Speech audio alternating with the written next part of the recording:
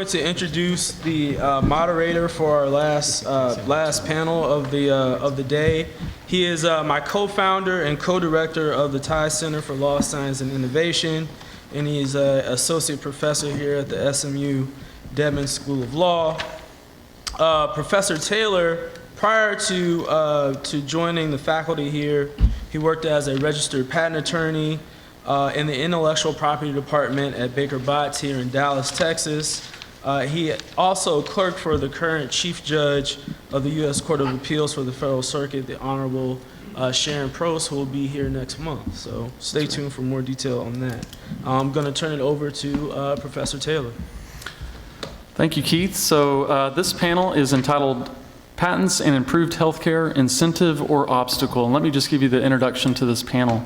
And before I introduce the speakers, let me just give you an overview of what we're going to be talking about. So this panel is going to address the complex relationship between patents and improved healthcare, particularly for disadvantaged members of society. So we're going to review recent developments at the intersection of biotechnology and patent law.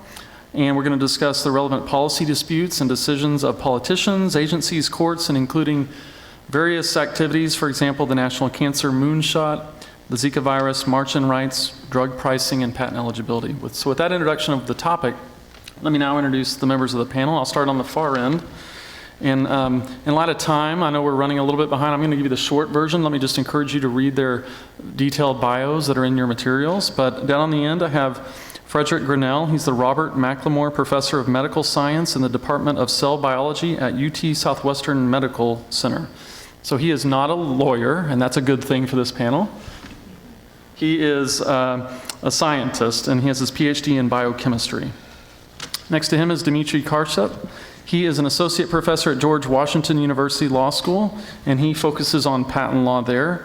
And he has his PhD in chemistry, so he's both a PhD in chemistry and a lawyer and professor.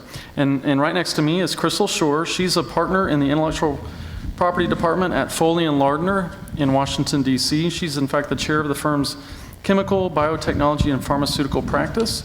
And she not only has her law degree, she has a PhD in medical physiology from the University of Maryland School of Medicine. So if you will help me welcome our panelists.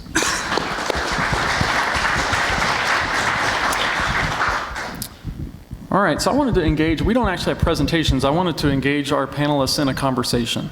And so I'll start with Fred there on the end. So he's the scientist and non-lawyer on the panel. So what I wanted to ask him is about the theory of patent law. One of the underlying theories of patent law is the idea that the ability to obtain rights to exclude others from using an invention provides an incentive for inventors, scientists, and their supporters to invest in research and development. That's the theory underlying the patent system. Because the right to exclude may provide the inventor and their supporters with a pathway to profit from the investment. So Fred, in your experience and given your knowledge of scientists, doctors, research institutions, and the way these groups of people think about research and development, and in particular in the field of biotechnology as well as pharmaceutical and health technologies, does this theory actually have any basis in reality? Do scientists respond to this theoretical incentive? Well, hello, everybody. I am the non-lawyer on this day, much less this, right. This panel, and I've been struggling to understand the language all day long. So well, I should just a disclosure. Peter Manel showed pictures of or things about Washington and Jefferson. I grew up in Philadelphia, and Benjamin Franklin was my hero. And Benjamin Franklin, as you may or may not know, was adamantly opposed to intellectual property. And in recognition of his importance in the United States, the U.S. Patent Office wasn't actually opened until the year he died. So although I'm not against intellectual property, I actually have 3 patents of my own, I come to think about it in a kind of critical way. And a second thing is that I've been very influenced over the years by another Berkeley professor named Howard Schachman, who died recently. Schachman was sort of my mentor in policy issues, and about 10 years ago, Schachman wrote a paper called From Publish and Perish to Patent and Prosper. And And that was a very real paper that described the transition that's occurred in the biomedical community, because Bayh-Dole has had incredible consequences for the way people do and think about their research.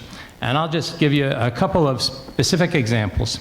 One is that before Bayh-Dole, if I wrote to one of my friends or somebody I knew who had just published an interesting antibody that I wanted to use in my work, and I said, could you send me some of this? It came 24 hours later. After Bayh-Dole, their IP department has to talk to my IP department so that we can sign a material transfer agreement, and instead of getting it in 24 hours, I might get it in 24 days or in several months. So that's a gigantic change. And another gigantic change has to do with if I get money from a company to do research, part of that sponsored research agreement will always be clauses about how long the company is going to get to look at anything I want to publish before I actually submit it for publication, because they have IP interests. So all of a sudden, publication gets delayed. And the reason for these kinds of changes is that the value system of academic science and the value system of industry science are fundamentally different. The way we get ownership in academic science to an idea is to be first. And to publish, the first to talk about it. And that's not necessarily the way we get ownership for the financial interests, where getting a patent becomes the important thing. And one of the things that's interesting is that if you're first to publish, nobody can ever take that away from you. You can't give that to somebody else. But if you're first to patent, you can then license that to the most appropriate person that you think you can license it to. So there's been a really fundamental change in the attitude of a lot of researchers because it's a very attractive thing to think that you can patent something. The university actually typically patents it, and you're in your name. And then the university tries to license it, and a place like UT Southwestern, if we successfully do something and we get licensing income and it goes beyond the cost of the patent to begin with, after that I get 50%, my laboratory gets 25%, and the president of the university gets 25%. So there are a lot of financial interests that make it very attractive. And one of my roles at the medical school is I'm co-chair of the Conflict of Interest Committee.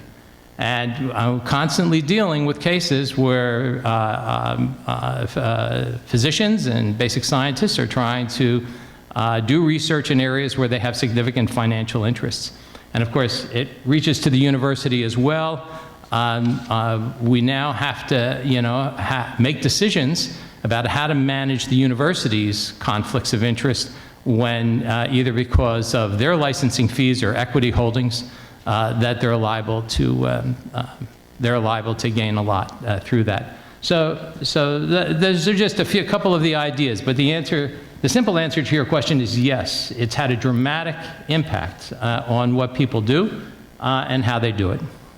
Thank you. And so one of the things you distinguish between, I think, is research scientist and this idea of commercialization. Maybe interests diverge a little bit in that sense. Let me turn to Crystal and ask you, the question relates to this incentive theory of intellectual property and patent law in particular, and where I think most recently we're seeing this theory challenged in this biotechnology field is with respect to patent eligibility. And we have the most recent cases. I'll highlight the Mayo case and the Myriad case. We've heard at least I think Professor Manel mentioned these over the lunch hour. Some view these as significantly limiting the eligibility. I say some. I think most see these cases as significantly limiting the eligibility of inventions in the biotechnology field. And then most recently, I think there was also mentioned the Sequinon versus Ariosa case, in which the Federal Circuit at least had concluded that given those Supreme Court cases, a particular invention was not eligible, could not even get in the patent system to determine whether it was patentable, was not even eligible in the first instance. And that was a particularly important invention. It was a potentially life-saving technique of identifying birth defects through simple testing of blood from pregnant mothers.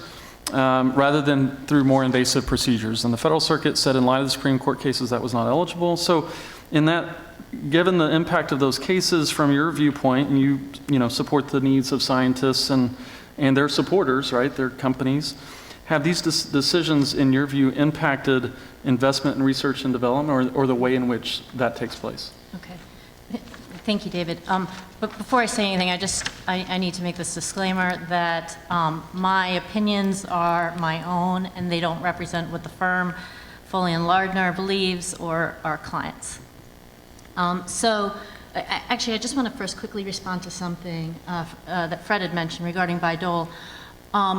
My understanding, and that's a little bit out of the area that I deal with directly, but my understanding from Bayh-Dole is that a big change that has occurred is the commercialization of inventions that had sat around for a while. I think there was some study that I was reading, and I think only about 5% of federally funded inventions actually made it to commercialization, whereas after Bayh-Dole, I don't remember what the percentage went up to, but there were a larger percentage and a larger number of inventions that were actually either FDA approved or hit some commercialization milestones. So I think I recognize, sort of the limitations that Bayh-Dole has put on scientists in an academic setting, but I also see sort of some bigger picture advantages as well. To answer your question, so certainly the Mayo decision and the myriad Supreme Court decisions have limited the number of patents that are being issued based on the subject matter being considered patent ineligible. And most of those types of inventions relate to diagnostic methods, certain compositions of matter that are considered natural products, and then more on the non-life sciences side, certain computer science inventions.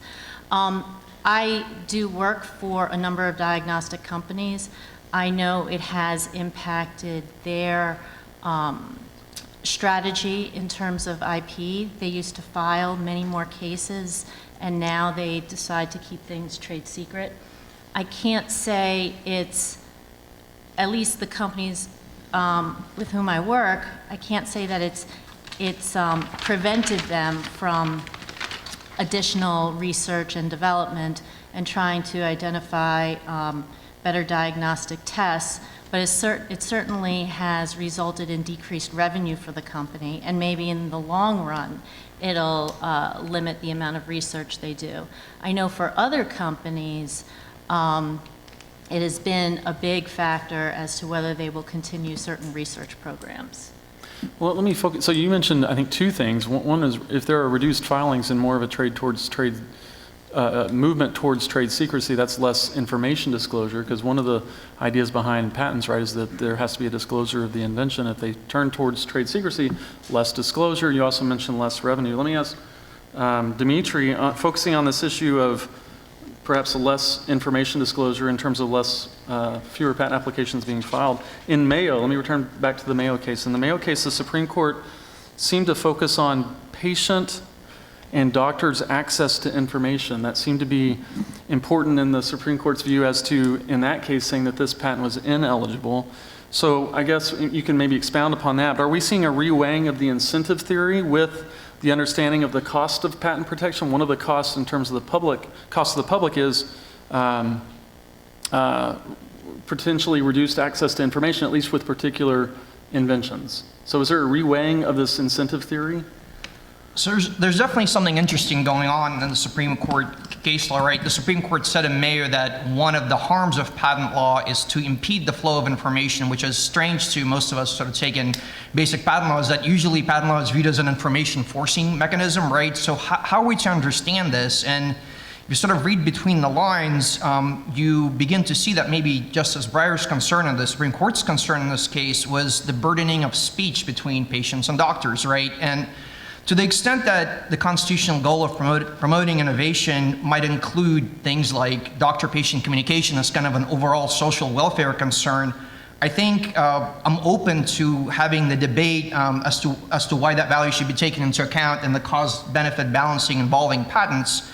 But I think if that's the case, it should be done explicitly. And sort of my work, and I've started off as more of a doctrinal patent person. I'm realizing now that's just impossible to do scholarship like this anymore, right? And other concerns have to go into account, right? And to me, right, it's possible to expand sort of the purpose of patent law or the harms and benefits of patent law to include harms to communication in doctors and patients, but we have to do so explicitly, right? And process has to come before substance. And in this Mayo case, there's just all this lofty language about patents slowing down the progress of research. And if you look at the actual patent that was invalidated, extremely narrow. Most people would argue that it would have no effect on research whatsoever, but it would have potentially effect on what information you can gather from a patient, right? And what you can do with that information.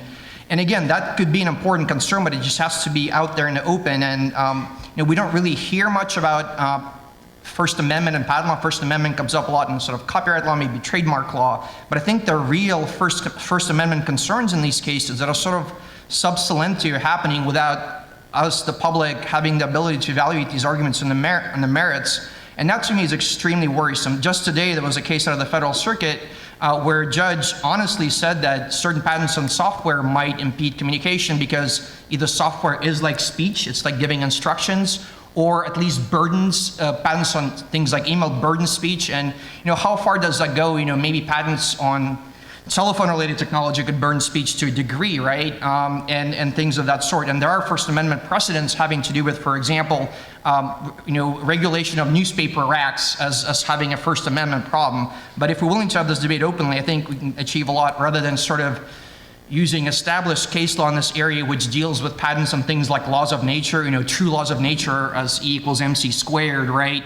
And sort of transporting that case law to completely different scenarios of the doctor-patient relationship and speech. And I should add to that, to the extent we were concerned about doctors, there were special statutes to shield doctors from liability. For example, you cannot sue a doctor directly for performing a patented surgical procedure. There's a specific carve-out in the Patent Act for that. So maybe you can deal with these problems in a sort of more narrowly tailored way. So I don't think that the recent decisions, I think the recent decisions on 101 are bad decisions in how they're drafted. I don't think the idea of really examining patent eligibility was bad. I think that the Mayo decision was written so poorly and so broadly that it has had a much larger impact than really probably what was intended. The Myriad decision is much more focused. That really is talking about DNA. The Ariosa decision, the Federal Circuit even said in its opinion that it was limited by what the Supreme Court has laid out as being the rules of patent eligibility. So I think that the reason why, from a company's perspective, these cases are so bad is just because of how broadly drafted they were. Not that it was necessarily so bad to look at this patent eligibility issue.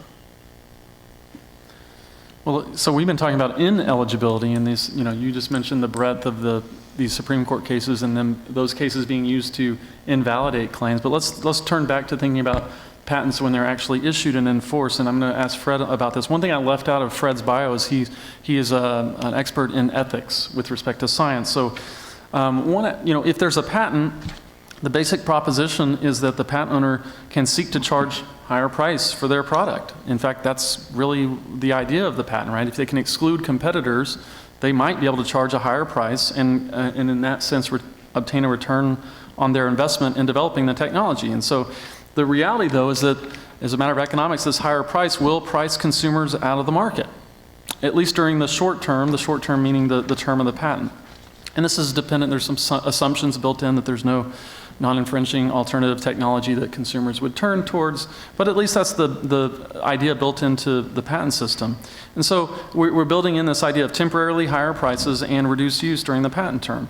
And so, Fred, I want to ask you about the ethical considerations with using this power to the extent it exists to increase prices, price people out of the market, and where we can really focus on this. And an example was given over the lunch hour about EpiPens, and this idea that they had a patent on the injector, and they were able to increase their price. There apparently was no alternative that consumers were willing to turn to, whether there was one available, maybe it could be disputed, but what about the ethics of that from your perspective?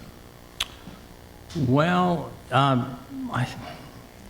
so EpiPen, I don't see as particularly a good example because I see it as a regulatory failure on the part of the FDA and not as a, I mean, if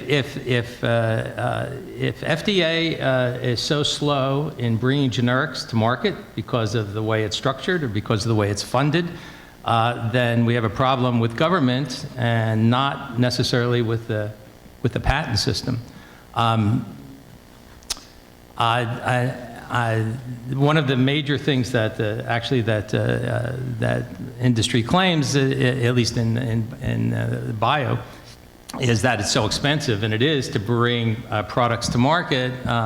But a lot of times the way it's accomplished is by using research that's developed in academia or research developed in small companies that are spin-offs from academia. And I think something like a half of the major products I've heard are from those sources, actually. So that's a big thing that Bayh-Dole has done.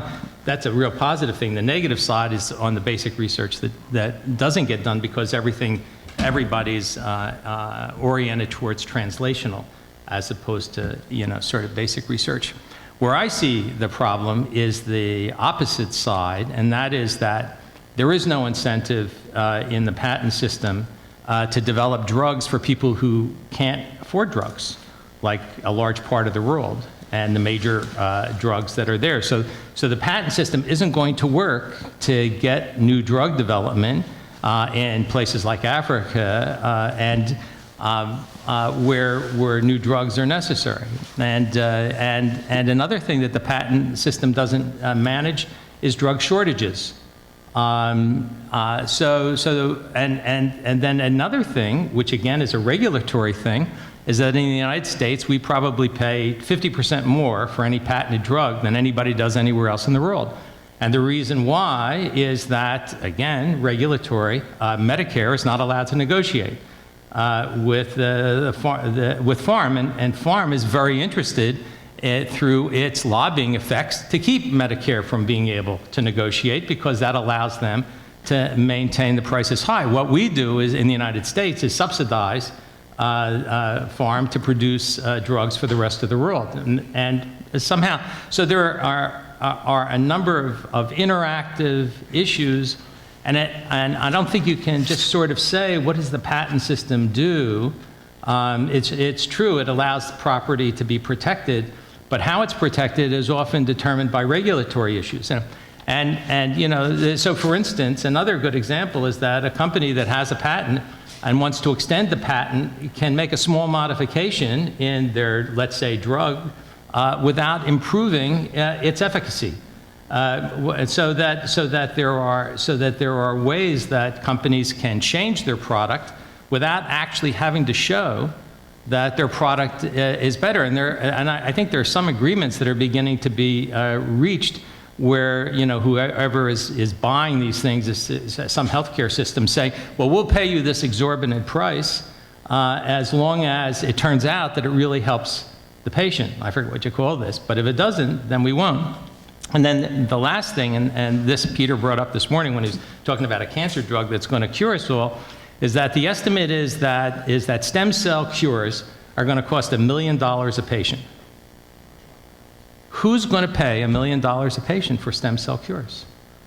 I don't care whether they're patented or not. Where's the $1 million per patient going to come from? And yet there are lots of companies out there developing, stem cell approaches to medicine. So the one I don't think can think about the patent system in the absence of the whole regulatory environment that determines how the patents can be used and implemented, and what other mechanisms we can develop between farm and industry, farm and government and academia in order to solve some of the problems like third world country meds. And it's great that we have philanthropy that helps do that, but I don't see that as necessarily being a sustainable or robust mechanism. Yeah, I was just going to comment a little bit on the drug prices. So inventions that are funded either in whole or in part by the NIH or whatever funding agency does have an ability to take for itself an exclusive, or not even for itself, but be able to take an exclusive or a non-exclusive license and exercise march-in rights when it sees that it is in the interest of health and safety, or when drugs are not being offered. I don't know that it specifically says reasonable price, but reasonable access to drugs. I think the problem with that, even though that mechanism is in place, the NIH never exercises march-in rights. I think there's been 5 petitions, 3 of which were related to drug pricing, and the NIH has declined to exercise those rights.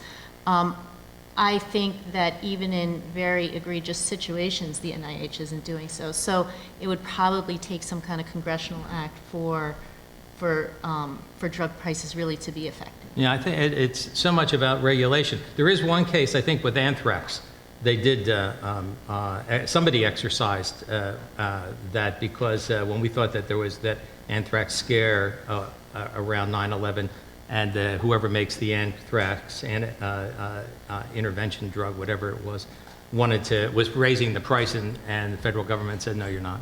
The CIPR, I think there was a threat to do that, and Yes. to avoid Right. the specter of march-in rights, they Right. decided to Okay, so they were stop told doing that was Yeah. going to happen if they did it. I see. certainly talk about it. Yeah. Well, let's talk about a more recent health concern. Anthrax was a health concern, but a more recent one is the Zika virus, and it's primarily impacted foreign countries, but it has been, coming to the United States, and I think people have a fear that it's going to come and be transmitted here in the United States. So let's imagine, and this question is directed to you, Dimitri. Let's imagine that a company develops a vaccine for the Zika virus and patents it.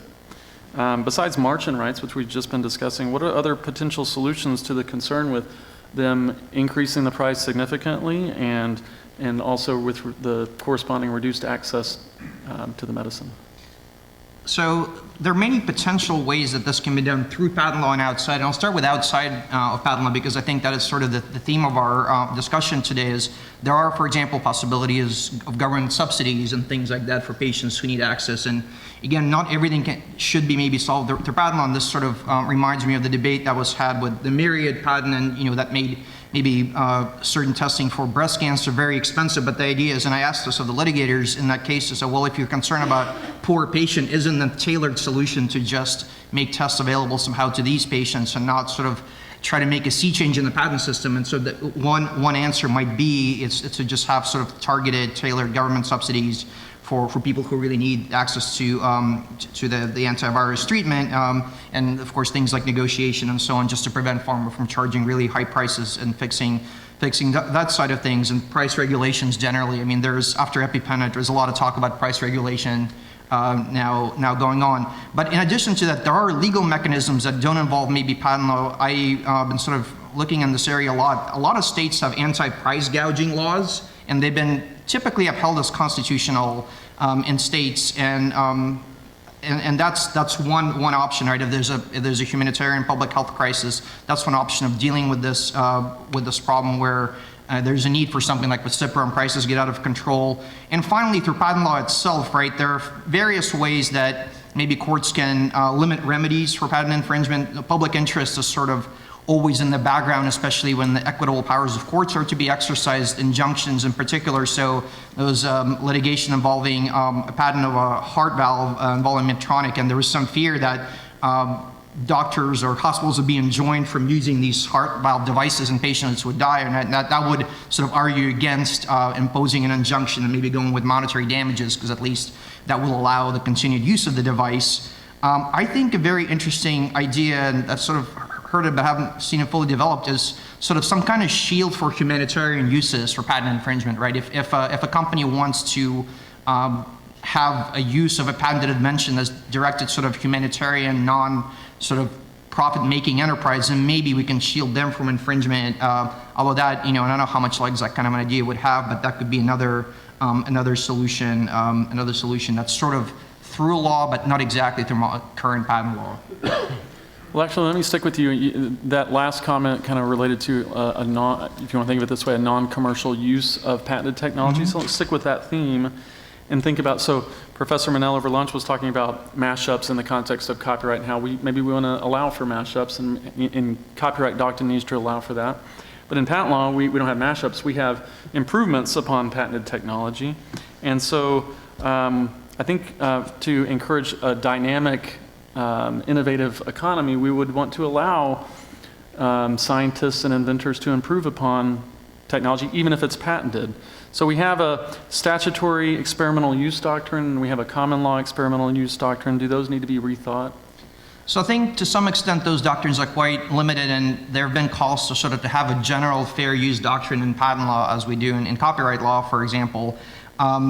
And I think those doctrines don't do enough. In particular, and this is sort of shocking to me, is there's still a question as to whether just researching what's in the patent to figure out if it actually works for its intended purpose, that could in theory be actionable infringement. Now, maybe the damages for that sort of a use would be low, but even that's in question, right? So currently what we have is a statutory shield, right, for experiments directed to compliance with federal law, essentially maybe, primarily directed to generic companies who are trying to, get ready to launch a generic drug and need to perform certain experiments, and there's a shield, basically a statutory shield for that, right, and certain related activities. And the common law experimental use defense is quite narrow.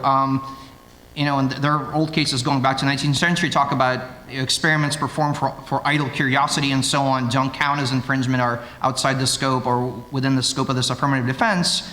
The Federal Circuit held in a case now 14 years ago, that university activities aren't within the scope of the experimental use defense because universities are profit-making enterprises. They enforce patents aggressively sometimes themselves, right? And that just doesn't, just because a university is using a patent invention, that doesn't count as experimental use within the common law exception. So those doctrines are narrow in terms of sort of building on an invention, at least trying to figure out how something works so you can design around it. Sounds to me like a pretty good case for some sort of an experimental use defense, but that's pretty narrow today. The other way, of course, would be tailoring remedies, and particularly damages, right?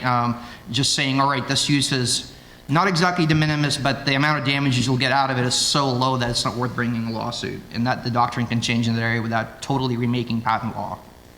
So the experimental use exception is very narrow.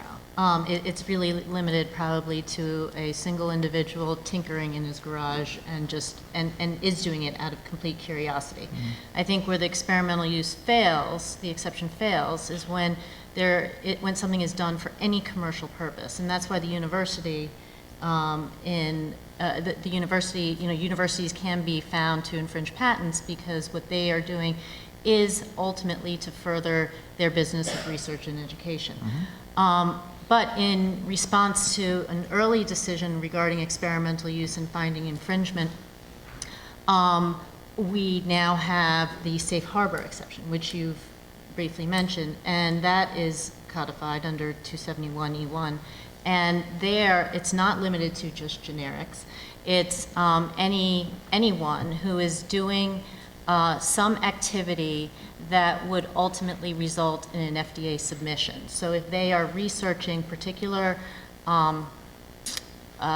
effects of an antibody, and that happens to infringe a patent, but that data that they would be gathering would be in furtherance of documents that they could submit to the FDA. Mm-hmm. It doesn't even have to have been submitted to the FDA, but they could be part of an FDA submission.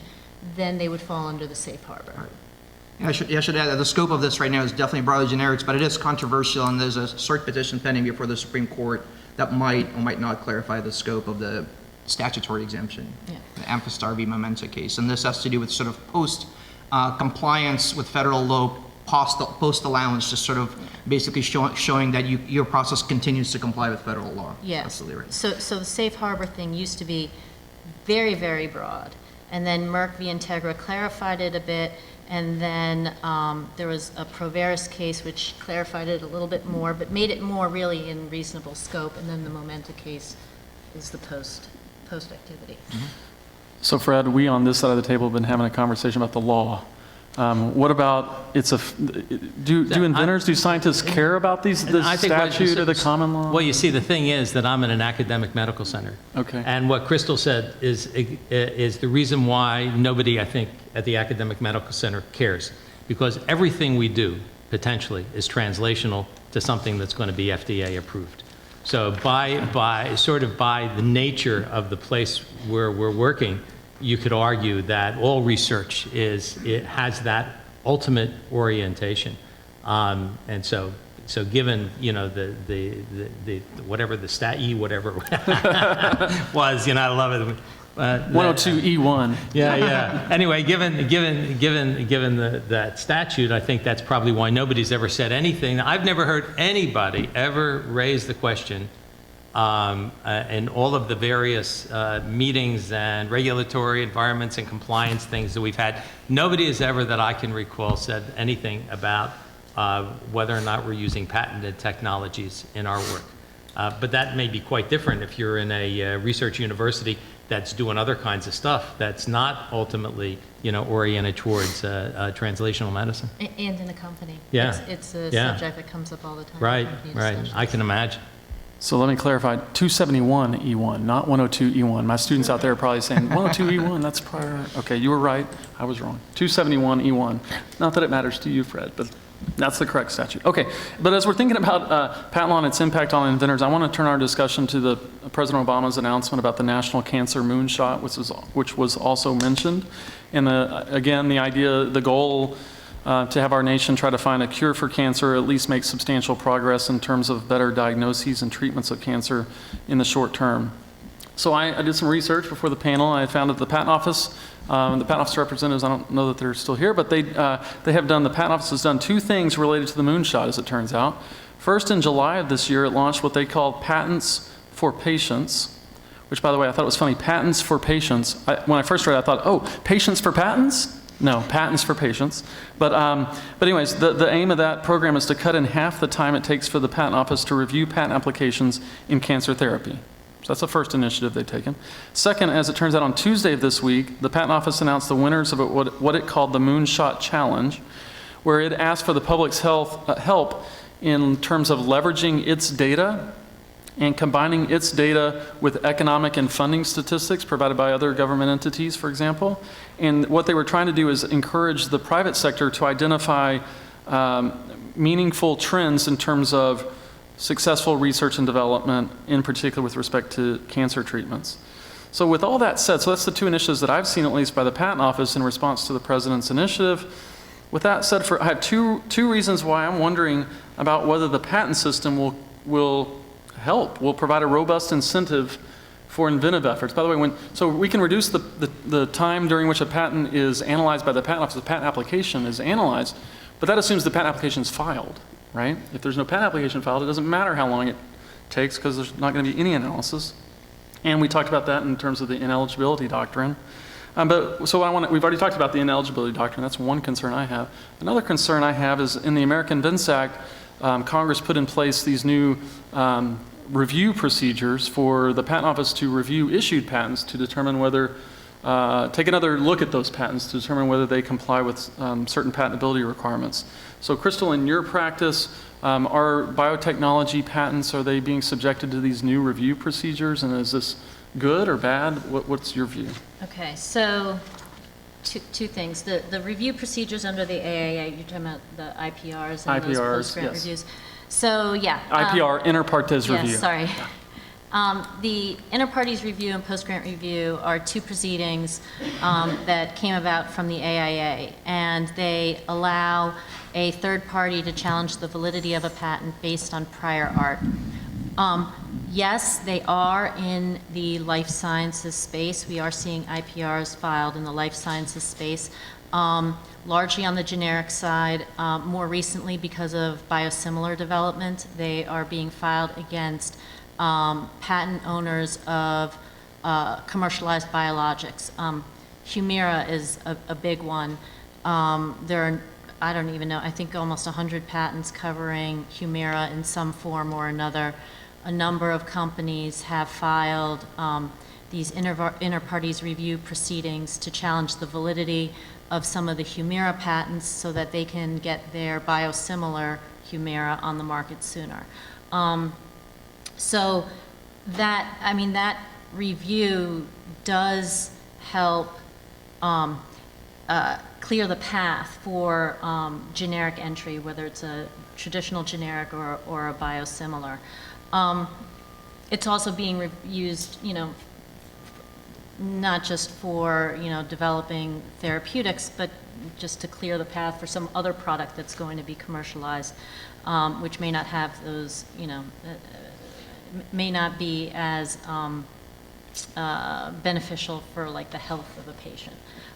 That patents for patients thing. So a nice advantage of that is that it's without a fee. So the normally to expedite any patent application examination process, the patent applicant has to pay a pretty large fee depending on which route of patent examination you choose to have your application examined. This one is free, so the requirement is that it's an application that relates to cancer using an immunotherapy product. I think it's actually specific to cancer, but it's definitely requiring an immunotherapy product. I don't know if in practice it actually will accelerate examination. It's supposed to. But I don't know if that program in itself will allow products to come to market faster because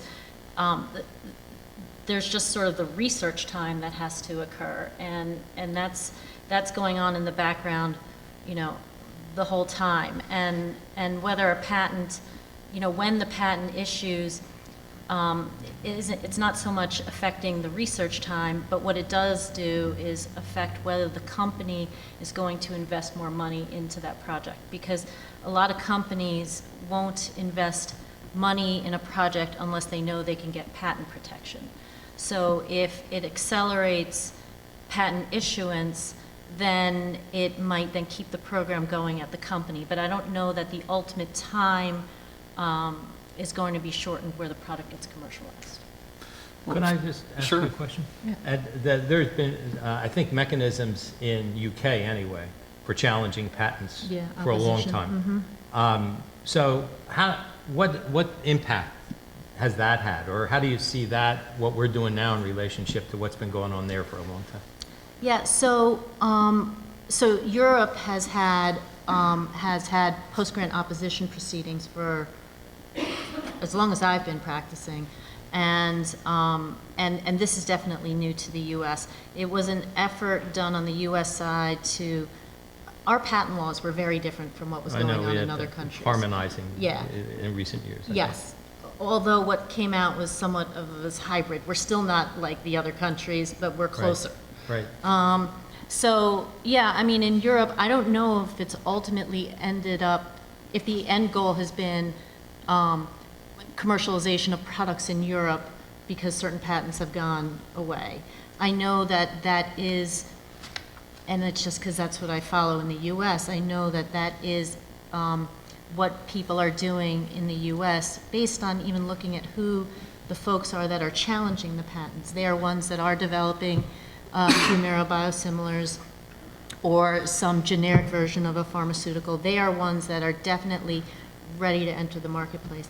And actually, Celltrion would be a good example. Celltrion has a biosimilar approved. It was the second approved biosimilar, and they filed a number of, so it's already FDA approved. They're ready to go. But there are patents that are in the way, and they have filed these IPR proceedings to get rid of them. I see. So Fred, we've been talking a lot about these incentives, and in particular, we talked about these recent Supreme Court cases. We talked about this recent change in the American Vents Act. Do these resonate with you? Have you sensed any change? You may not know as much about patent law, but you know about what's going on at your research institution. Have you seen any change in the last few years in terms of what people are working on or commercialization of technologies? And not in relationship. I think the big change was Bayh-Dole and the interest in then people getting involved in translational research that was going to be eventually farm funded, or they're going to create their own companies. So I don't. I have a question for you, Fred. How do you think that that Bayh-Dole has really slowed though publications? I know that there is an extra level of review that probably needs to occur, and it might occur even when you've just submitted a manuscript, so that things don't get published before the patent system, before the patent or No. appropriate applications are filed. UT Southwestern is a good example. We have one of the most rigorous research universities in the world. I'd say probably income from patented technologies or from IP is about maybe 1%. Okay, so of our total income. So the overall impact, I think, is probably minimal on slowing publications. Where industry is involved, things slow down. Where industry is not involved, then they don't slow down. The problem is somewhat exacerbated because federal funding for research has been dropping, and Medicare reimbursements to institutions have been dropping. So everybody's looking for new revenue sources, and IP is a fantastic new revenue source, obviously. And so the institutions really hope that their scientists will be able to generate new kinds of products and discoveries that will eventually translate into licensing fees and royalties and stuff for the institution. So, but I don't think that things have slowed down, because most people are not going to be in that situation where they get industry funding. Industry really wants, at this point, more and more to fund things that are really far along. They don't want to fund, very early drug development because it's so expensive. So they'll let, the federal government or somebody else fund it. One of the complaints about the sort of the industry attitude towards pricing is that the amount of money for advertising as a percentage of what goes on is so much higher than the amount of money, the percentage of money spent on research. And so, there's this complaint that it costs us so much, but then there's a lot of funds that are just not going to research, either at the industry or supporting academic research. One could imagine, other kinds of models. So that's part of the criticism of pharm, is that they complain that it costs so much, but they spend so much more on, advertising than they do on research. Before we turn to questions from the audience, let me just ask you guys one last question. So the title of the panel was Patents and Improved Healthcare, Incentive or Obstacle. So let me just ask you guys generally, and we'll start with Dimitri. You haven't spoken in just a second. So are patents an obstacle, or are they an incentive towards improved healthcare? And by the way, you could answer maybe both if you wanted to. It doesn't have to be either or. So just to maybe to pick up on the previous thread, a lot of people who write in the sort of law in a biotech, patent law in a biotech area have noted that the CRISPR gene editing technology is sort of, maybe there's an argument to be made that has been slowed down, and collaboration in that area has been slowed down by the presence of patenting, because it is a potentially very lucrative technology, and there's now sort of a rancorous interference proceeding arising in the patent office regarding who owns it, and maybe the progress might have been faster, right, had there not been this possibility of patenting that maybe kept people from disclosing things to each other and working together. So that's possibly another thing maybe to add to that, and where that hurts healthcare. And so that's one way. I think there is evidence sort of in some circumstances a collaboration has been hurt, and maybe that is sort of a longer term effect on healthcare. But I think right now there's just a lot of uncertainty. I think uncertainty is what's bad, and as Crystal mentioned right there, decisions that are poorly written, judges and patent lawyers don't know how to apply them right, and that I think is really a potential threat. We have clear rules, right, where people can sort of plan around and know what's patentable, what's not. I think that's a lot easier to deal with and having an area that's uncertain. I think overall, that too can damage sort of healthcare-related research. Any other closing remarks before we turn to the audience? Well, just the CRISPR thing is interesting because everybody's using it. Nobody cares who's going to patent it. They're all using it in their research. They're not waiting to find anything about that. I just think that there's a when healthcare interventions were not as expensive as they are now, then the patent system, I think, probably works better than it can now because things are so expensive, you know, in every sense, and there's no money out there for our healthcare system to pay for them. And one of the complaints you always hear from Congress is that the United States spends more money on healthcare research than any other place in the world, and yet our healthcare statistics are sort of at the bottom of the industrialized country. So why is that? And you know, there are lots of different potential answers, but it's not, you know, it's just so expensive so that that new discoveries really drive up the cost of healthcare because they're very difficult, they're very expensive to implement, and we are at the cutting edge. All right, with that, let me turn to the audience, see if there are questions for our panelists. Everyone's tired. Everybody's tired. All right, we got a question. Right. Where's the wine? Yeah, well, that's coming. That's probably part of the reason no one's interested in the question. You talked about making, healthcare, the interest is health and safety, and that patents drive up the price of devices and EpiPen and so on and so forth. What about the ethics of the opposite situation, where you have a startup company that creates a device or a chemical, a drug that cures or solves a medical problem? Big pharma or big medical manufacturer shows up, buys the company, buries the patents. Why? Because they know that Medicare and Medicaid would love that device or chemical on the market because they'd have to pay less for it. And big pharma, big manufacturing company is like, hey, I want them to pay more for the product that we're already producing. Do you see any ethical or legal ramifications there where you're hiding the ball because of the patents rather than putting it out there to help people? Well, you're the one who does that. I don't do that. You work for the companies. So you would know examples None of them of that I work with, Barry. I mean, I don't know. I don't know what exactly to say to that. I mean, to the extent that is occurring. Sorry about that. To the extent that is occurring, that's obviously not beneficial for anyone, and that's companies doing it for a purely financial, incentive. I don't know that, I guess I like to see that there are some altruistic aspects of a company. There's certainly the financial piece, which is important. That's what keeps the company going. That's very real. That has to happen. They have to have a financial incentive. But I also think that that they do have an interest too in bringing better medicines to market, not just from a financial perspective, but from a health perspective. Yeah, I mean, I see that as being unethical. Can it happen in I guess, a legal system?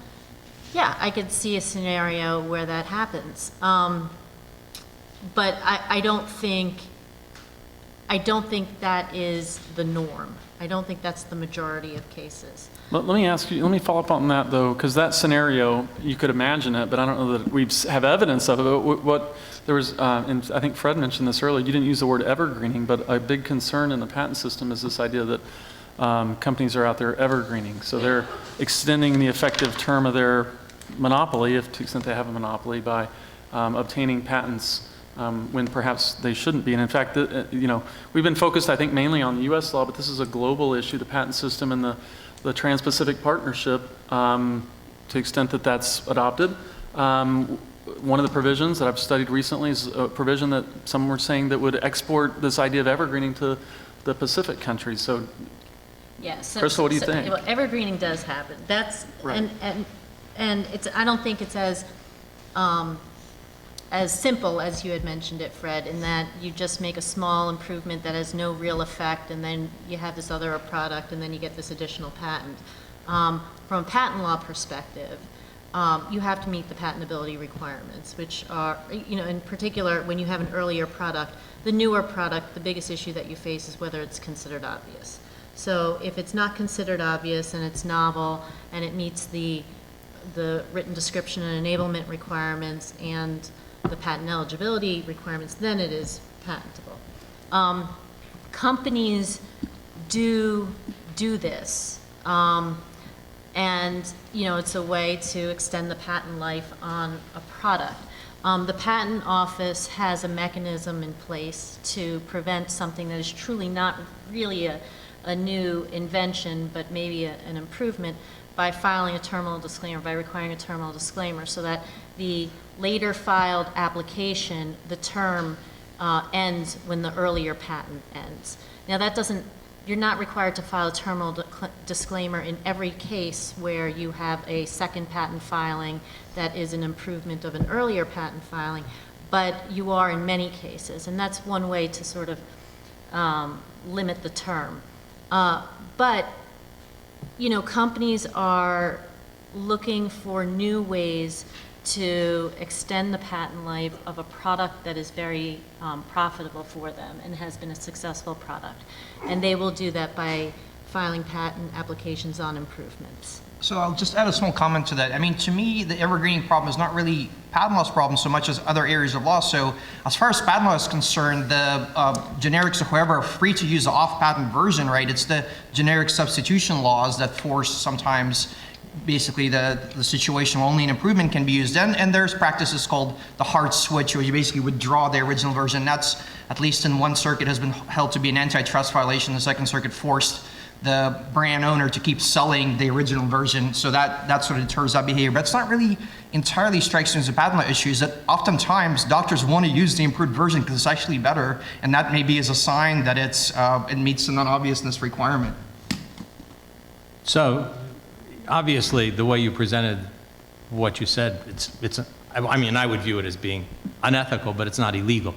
And I think that's often the distinction, that we end up making. There are clear cases where pharma engages in behaviors that are illegal, like Vioxx a few years ago with not reporting the cardiac consequences of the drug. I noticed that in Nature, I saw that there's just been, and you guys probably know about this, there's now NIH has said that all drug study outcomes have to be reported, negative and positive. And this is a new thing. And a lot of times drugs look much better than they actually are because only the positive studies end up getting reported and the negative studies end up getting buried. That's a different kind of getting buried, and I think that's going to maybe increasingly stop. All right, let me just stop since we're a little bit over time already, and just help me and thank this panel.